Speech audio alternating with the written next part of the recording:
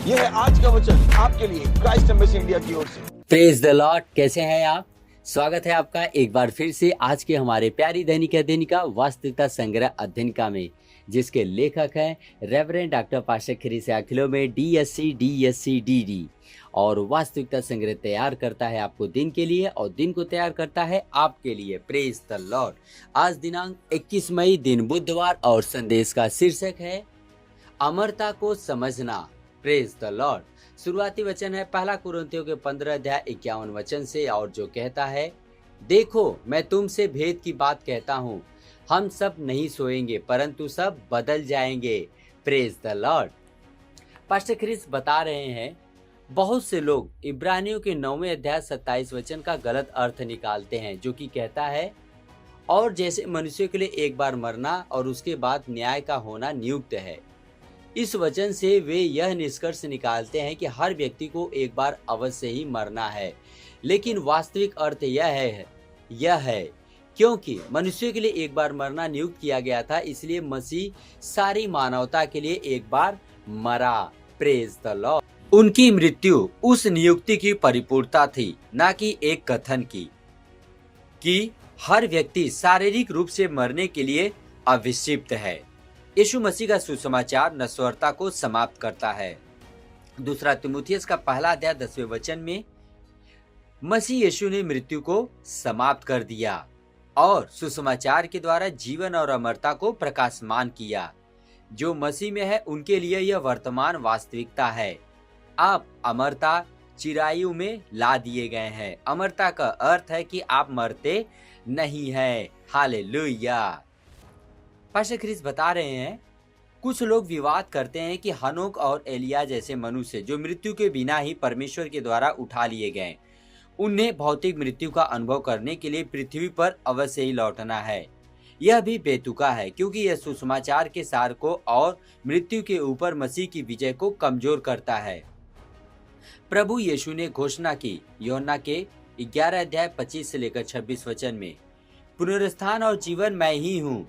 जो कोई मुझ पर विश्वास करता है वह यदि मर भी जाए तो भी जिएगा, और जो कोई जीवित है और मुझ पर विश्वास करता है वह अनंत काल तक न मरेगा। हालेलुया। अनंत जीवन का प्रकटीकरण अत्यंत महत्वपूर्ण है। यूहन्ना ने लिखा पहला यूहन्ना के 5वें अध्याय 13 वचन में, मैंने तुम्हें जो परमेश्वर के पुत्र के नाम पर विश्वास करते हो इसलिए लिखा है कि तुम जानो कि अनंत जीवन तुम्हारा है। Praise the Lord. अनंत जीवन नया जन्म लेने पर मानवीय आत्मा में डाला गया परमेश्वर का स्वभाव है, और आपको हर दिन इस चेतना के साथ अवश्य ही जीना है कि आप मृत्यु से पार होकर जीवन में आ गए हैं। अब जबकि आप नए जन्मे हैं, जीवन आप में काम करता है। परमेश्वर की महिमा हो। आपको अपने जीवन के लिए परमेश्वर की योजना की परिपूर्णता में चलने के लिए ज्ञान और प्रकटीकरण की आवश्यकता है। नश्वरता को हरा दिया गया है और आप अमरता के स्तरों और वास्तविकता में चलने के लिए बुलाए गए हैं। कलीसिया की पीढ़ी जो इस संदेश को सुनती और इस पर काम करती है, वह रैप्चर की पीढ़ी है, और वह पीढ़ी है। हालेलुया। परमेश्वर की स्तुति हो। अभी यह समय है प्रार्थना का। आप मेरे पीछे इस प्रार्थना को कीजिए। प्यारे पिता, मैं आपका धन्यवाद देता हूँ अनंत जीवन के उपहार के लिए जो कि मसीह यीशु में मेरे पास है।